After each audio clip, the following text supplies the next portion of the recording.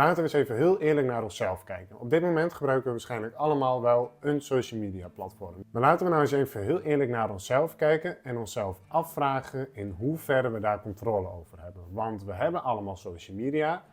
Diep van binnen, ergens vinden we het ook leuk. Maar eigenlijk weten we ook dat het een negatieve invloed op ons heeft. En dat we dat ook eigenlijk zouden moeten veranderen. En ik gebruik heel erg het woord eigenlijk, want heel vaak weten we dat iets niet goed voor ons is. Maar doen we er eigenlijk weinig aan om het te veranderen, omdat het ook vaak een beetje confronterend is. In deze video wil ik eigenlijk even in het kort een paar punten benoemen waarom social media voor mij soms zo leeg aanvoelt. En waarom ik dus ook eigenlijk de keuze wil maken om het wel echt degelijk te reduceren. Nou, een van de punten waar ik mij heel erg aan stoor is dat Instagram echt vergelijkingsmateriaal is. Dus vooral als je bijvoorbeeld even niet lekker in je vel zit, vind ik dat persoonlijk echt heel vervelend. Want je ziet op een gegeven moment allemaal video's, allemaal reels of gewoon berichten op Instagram voorbij komen. En dan zit je naar die video's te kijken en dan denk je, ach ja, nou, die mensen hebben het goed voor elkaar. Die mensen hebben het ook goed voor elkaar. Die zijn alleen maar aan het reizen, die zijn gelukkig getrouwd, die hebben kinderen, noem het allemaal maar op. En ik merk heel erg, voor mij persoonlijk, dat ik dan al die video's zit te kijken en dat ik dus succesvolle mensen met een succesvol eigen bedrijf zie.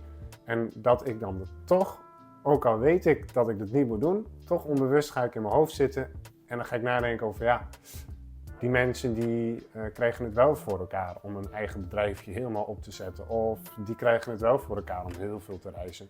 En dan gaat dat kleine stemmetje in mijn hoofd telkens me zeggen van ja, en daar zit je dan op de bank. Terwijl je ook eigenlijk zou willen reizen bijvoorbeeld, maar dat niet altijd voor elkaar krijgt. Ja, noem het allemaal maar op. Een ander punt waarom social media bij mij soms ook zo leeg aanvoelt en waarom ik ook echt soms denk van ja, waarom doe ik dit eigenlijk nog, is dat de content die je eigenlijk ziet, die je elke dag consumeert, gewoon echt zo zinloos is. Dus je kunt het er wel onder de noemer vermaak plaatsen, maar de vraag is wel, hoe vermakelijk is het echt? Dus je zit gewoon eindeloos te scrollen in je Instagram reels of door alle TikTok video's en dan zie je allemaal grappige video's van katten, ik noem maar wat, of nou, welke video's het ook zijn.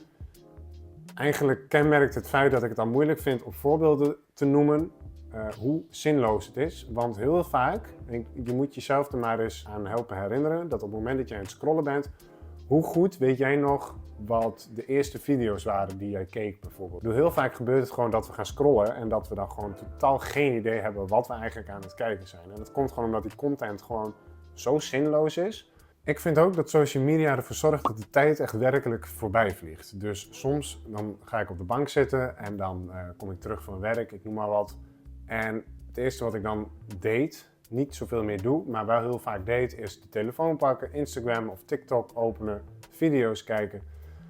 En daar ging ik. En voor ik het weet was het een half uur verder en heb ik gewoon een half uur lang, zonder dat ik het door had, alleen maar Instagram video's gekeken.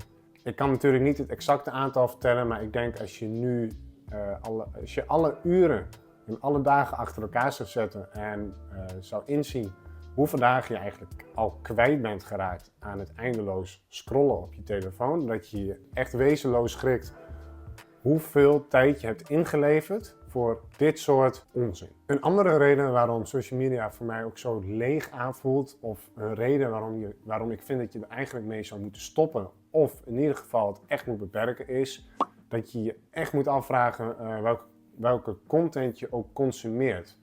En eigenlijk heeft dat een klein beetje te maken met wat ik net erover zei. Hè. De content is heel vaak zinloos. Dat heeft bijvoorbeeld te maken met gewoon video's die wel grappig zijn, maar waarvan je moet afvragen, wat voegen ze nou eigenlijk toe aan mijn leven? Maar je hebt dus ook nog het stuk, de video's, met informatie waarvan je je af moet vragen, wil ik deze informatie eigenlijk wel in mijn hoofd hebben? Wil ik me eigenlijk mezelf er wel mee laten consumeren? Het kan bijvoorbeeld zijn, wat ik bijvoorbeeld denk als we praten over de verdeeldheid in de wereld, dan denk ik dus dat social media wel echt een hele belangrijke invloed daarop heeft. Omdat je dus ook gewoon een soort van gestuurd wordt. Dus je krijgt in je algoritme allemaal video's over een onderwerp of een richting waar jij voor staat.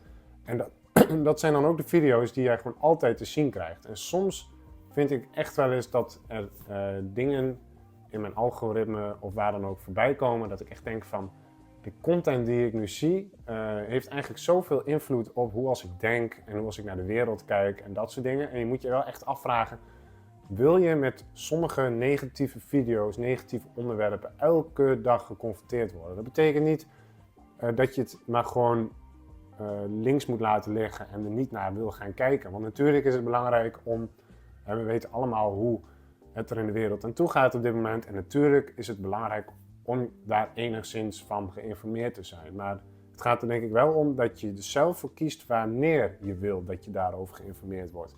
En niet dat je je telefoon opent en dan in één keer bats al die content krijgt. Zonder dat je er eigenlijk invloed op hebt gehad. Zonder dat je de keuze hebt kunnen maken van dit wil ik nu wel even zien of dit wil ik nu niet zien. En laten we ook even eerlijk zijn. Social media, überhaupt onze telefoon, ook los van social media, het kan ook op andere manieren zijn, houdt ons natuurlijk enorm weg bij de realiteit. Want wat wij tegenwoordig doen, en ik denk dat ik hier geen eens voor mezelf hoef te spreken, maar laat ik het wel doen. Als ik voor mezelf spreek, deed ik heel vaak mijn telefoon pakken op de momenten dat het eigenlijk even niet zo lekker gaat. Maar het kan zelfs zijn op de momenten dat het wel goed gaat. Dus stel je voor, de verveling slaat even toe. Wat doen we dan? We pakken onze telefoon en we gaan kijken. Maar eigenlijk vind ik dat we door social media heel erg de realiteit eigenlijk vermijden. We willen de realiteit niet onder ogen zien en we willen onszelf niet confronteren met dat wat er op dat moment is. Dus op momenten dat we ons ongemakkelijk beginnen te voelen, pakken we onze telefoon, gaan we social media open, bekijken we de snaps van andere mensen. En zorgen we er eigenlijk voor dat we niet hoeven na te denken over ons eigen leven, dat de tijd wel lekker voorbij gaat en op het moment dat je weer iets moet doen, sluit je je telefoon af en kun je weer verder gaan met waar je mee bezig was. Het ding is dat je daardoor dus eigenlijk altijd in de oppervlakte blijft en nooit eigenlijk de diepte ingaat. Want op de momenten dat je je verveelt, of op de momenten dat je eigenlijk automatisch je telefoon pakt, of op de momenten dat je eigenlijk de confrontatie ook bewust probeert te vermijden, dat zijn nou eigenlijk de momenten dat je juist niets moet proberen te vermijden en gewoon letterlijk de confrontatie probeert te voelen. Letterlijk gewoon gaat aanvoelen van eigenlijk gaat het helemaal niet zo goed met me, of eigenlijk baal ik gewoon van die situatie, of eigenlijk rommelt het in mijn relatie, of eigenlijk vind ik mijn werk niet leuk, of nou, wat de situatie ook is. Ik denk als je gewoon echt verandering wil in je leven en je wil ook echt toegaan naar het punt dat je gelukkig wordt en dat je de dingen doet waar je zo graag zou willen dat je dat gaat doen, is het wel echt de kunst dat je die confrontatie opzoekt en dat je jezelf ook in het diepe gooit. En geloof mij, ik zeg dit niet alleen maar vanuit het vertrouwen of zo van dat doe ik ook even. Nee, dat vind ik zelf ook lastig. Maar ik denk wel dat een telefoon de metafoor is voor dat wij de confrontatie eigenlijk uit de weg gaan. En naast de telefoon is denk ik ook dat televisie kijken zo'n ding is. Dat alcohol zo'n ding is, dat roken zo'n ding is, dat drugs ook zo'n ding is. Eigenlijk gamen ook. Eigenlijk allemaal manieren waarvan ik denk dat we heel vaak de neiging hebben om terug te vallen in onze telefoon. Terwijl we eigenlijk andere kritische vragen aan ons horen te stellen. En daardoor dus meer de diepte ingaan en daardoor dus ook eigenlijk veel meer werken aan onze toekomst. Veel meer op zoek zijn naar ons geluk. En dus wegblijven van de oppervlak in onszelf, waarin je eigenlijk niets voor elkaar lijkt te krijgen. Want dat kan ook niet, want als jij telkens bij het punt komt dat je eindelijk zeg maar begint te voelen en eindelijk begint te denken van ik merk dat ik iets moet veranderen. Wat doen we dan? We pakken onze telefoon, we gaan scrollen en we blazen het eigenlijk gewoon helemaal weg alsof het niet bestaat. Maar het bestaat wel en op een gegeven moment gaat het je natuurlijk gewoon knetterhard nekken. En loop je tegen een of andere burn-out aan of depressiviteit. En als je daar dan niet tegen aanloopt, dan ben je straks 60 of 70 en dan kijk je terug op je leven en dan denk je, wat heb ik nou eigenlijk gedaan? Nou ja, wat heb je gedaan? Waarschijnlijk op een bepaalde manier gewoon compleet niet naar je gevoel geluisterd. En die laatste vraag vind ik echt heel belangrijk om te stellen, want ik merk gewoon dat ik het echt vertik om op mijn 60ste zo naar mijn leven te moeten kijken. Nou, tot slot zijn er voor mij persoonlijk ook een aantal scenario's waarvan ik belangrijk vind dat ik dus geen telefoon gebruik om bepaalde redenen. En ik vind dus als je dat wel doet, in die scenario's, dat dus een bepaalde leegte teweeg brengt. En het meest bekende en voor mij toch wel meest belangrijke scenario waarin ik echt probeer om mijn telefoon niet te pakken, is op de vroege ochtend. Dus wat wij denk ik als mensen heel vaak doen, is we worden wakker, onze wekker gaat en we pakken meteen de telefoon en we gaan meteen WhatsApp openen.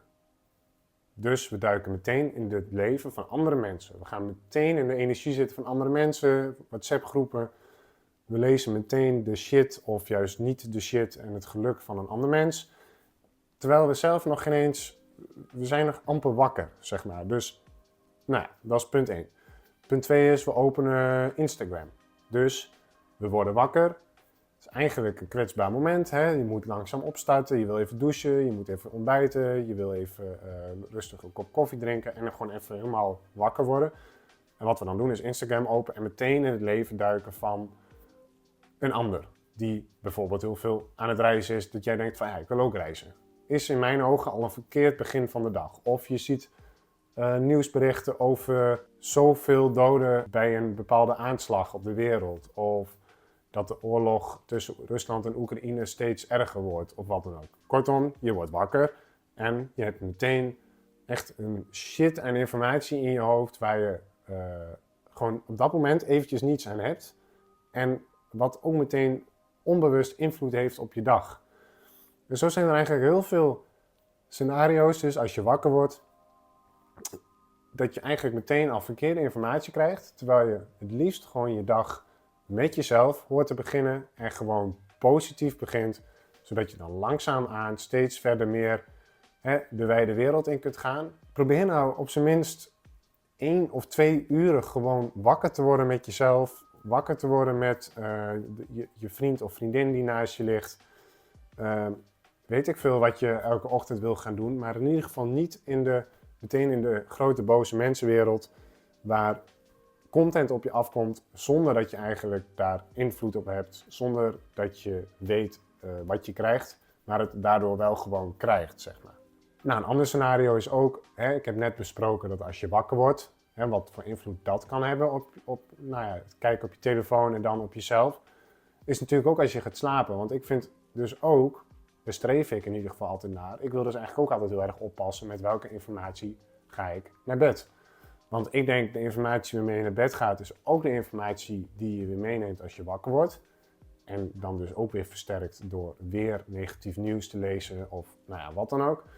Ik denk gewoon, als je een hele lange dag hebt gehad, wil je toch eigenlijk gewoon met positieve berichten of positieve gevoelens, emoties, wat dan ook, wil je gewoon gaan slapen. En als je dan nog een uur op je telefoon zit te scrollen voordat je gaat slapen, dan heb je sowieso al last van het blauwe licht.